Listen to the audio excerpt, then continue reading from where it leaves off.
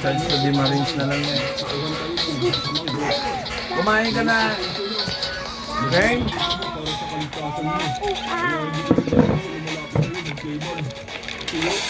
Kilala mo sila? Oo. Itong dalawang to estudyante ko dati sa Alimasala. Itong taon na itong dalawang to nung umalis ako ron. Ngayon malalaking tao na. Buti ka, hindi mo kami nakalimutan Nakilala mo pa rin kami. Balik dito makakalimutan ang mukhang yan. Kasaway sa estudyante pa na. Tumatak sa akin yung mga mukha din.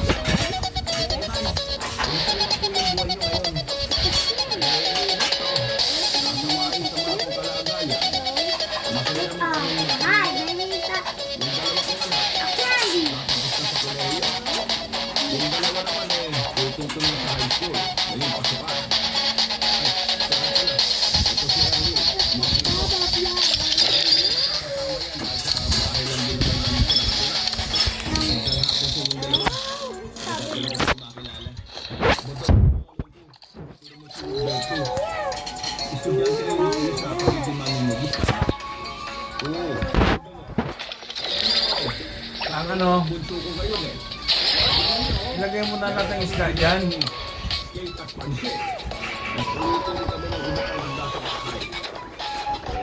Ginagawa ba kayo ngayon? Gusto nyo? Tumama na kayo sa bahay. Ayun na dyan, Jude. May adobo naman dyan. Nagkatingin ng dalawang lalaki kaban mo. Nawala sa mukha nila ang ngiti na kanina na ay kitang-kita namin. Kita ka naman si Tiyo. Bigla rin sumeryoso ng mukha niya dahil sa reaksyon ng dalawa. Oh, bakit? May problema, meron ba? Ang totoo, kaya ka namin sinusundan. Kasi meron kaming mahalagang bagay na gusto sabihin sa iyo Ang Teban, sana limari ka na sa asaman. Kailangan ka ng mga bagong henerasyon ng manong at yan ang gawin. Ang pabalikan ako sa trabaho, inalisan ko lang 10 taon na nakakalipas. Alam ko hindi maganda na ito agad ang buwan namin sa iyo. Pero ayaw namin nagsayang ng oras Dahil nalalagay sa panganib ang samahan. Mas lumalaki ang tsansa na malagay sa peligro ang buhay ng maraming tao. Diretso mo lang ako. Ano ba pinagsasasabi niya? Wala sa konseho. May mga napatala sa isaw. Hindi na sila basta mga aswang Nakumpirma ng ibang grupo na ang mga aswang ngayon kasama sa naging labanan sa bundok 10 taon na nakakalipas. Ibig sabihin, hindi nila ubus yung mga aswang ngayon. May ilang nakatakas. At ang mga nakatakas na yun ay may balak na bumalik. Maganda na sila ng teman.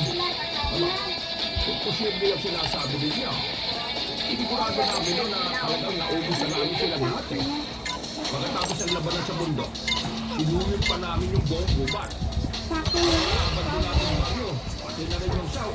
Pinuntahan namin. Wala na kami nakita mga aswang. Hindi ako manawala na silang namatay. Kaya ako mismo magkakala na natalo namin silang lahat. Kung sino man yung sabi sa inyo, gusto lang nilang babalikin ako. Wala ko iba kong nabila. Hindi ko mo yung kami mismo. Nakakumpirma namin yung nagsimpa kami ng south. Pero kami nakita mga bakas na aswang. Nakita nyo ng physical na may nabubuhay pa aswang? Hindi. Pero may mga palatandaan kami at mga bakas sa kanila. 3, 2, 1. Start. Export the payload. Hindi ako maniniwala. Pasensya na.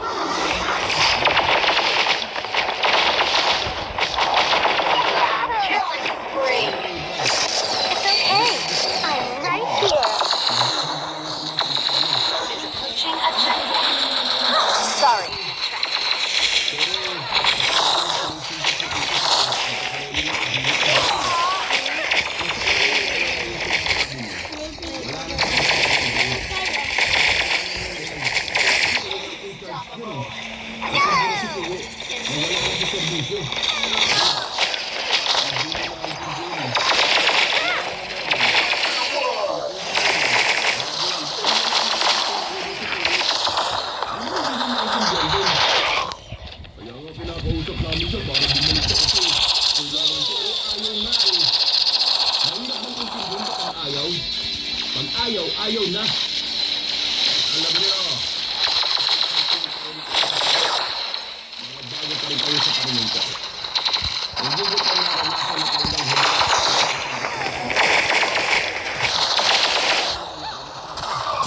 Baka di mo palang maintindihan.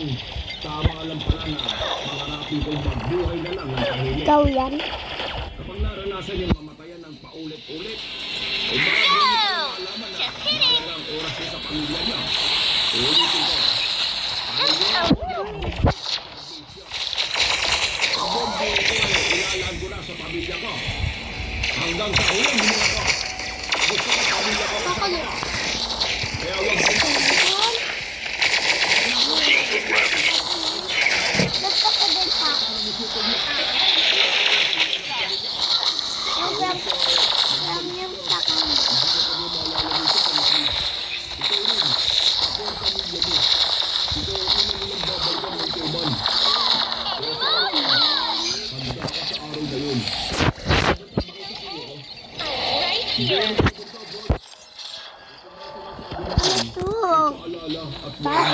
Kako ang gulo mo kasi.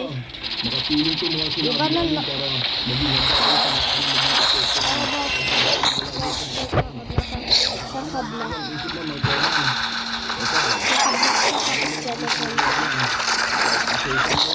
Black skeleton!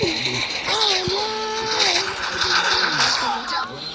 mataas ang respeto namin sa'yo. Sige na. Anong ibibigay mo kay Chloe Preston? Dahil sa araw ng bunso ko ngayon.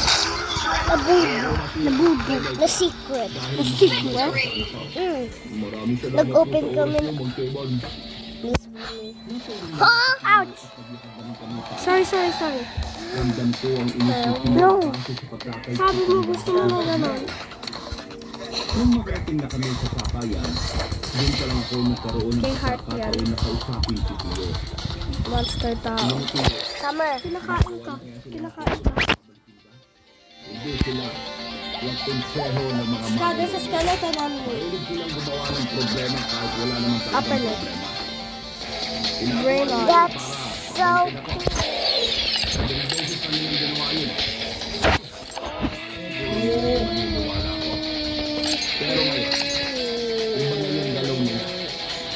Ginamit na nila yung galaw kung Kasi sa matagal na yung init. Sabi pala nila yun, no? Wala silang respeto sa buhay ng ibang tao. Basta lang masunod yung gusto nila. Eh, hindi naman ako babalik kahit anong gawin nila eh. Masaya na ako sa buhay ko ngayon. Isa pa, nangako ko sa mga anak ko at sa asawa ko na kahit na anong mangyari, sasamahan ko sila. Huminga ng malalim si Tio. Ramdam ko ang kung ng mga oras na yun.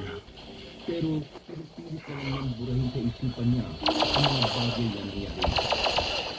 Nakalipas ang ilang minuto, bigla kami naturaan. Hindi ano. Mura ng mura ang driver ng tricycle. Tatanggal niya pa.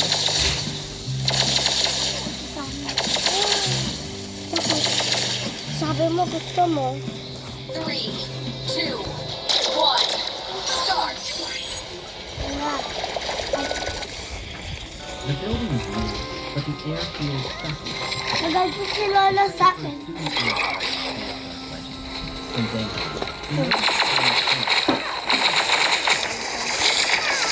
Bakit ganyan? driver ng Bakit ganyan? Inabot kami ng Siyempre, sumapit na rin ang gabi pero nasa gilid pa rin kami ng bakit tricycle. hindi ko lang kaya?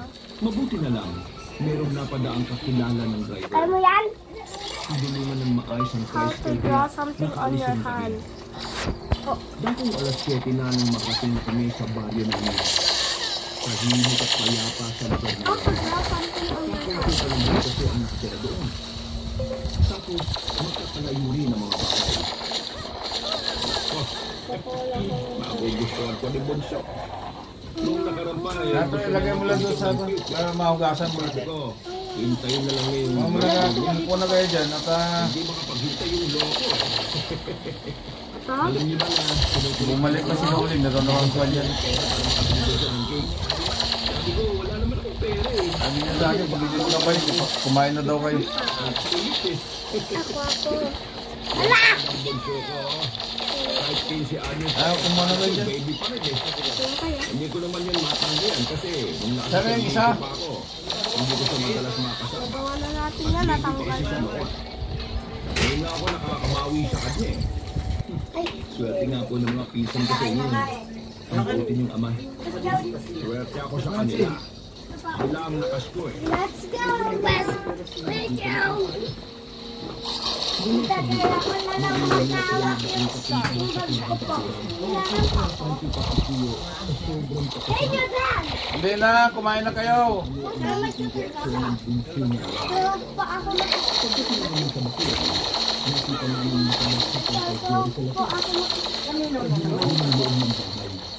Lord nga. Ray, kasama ka ba daw?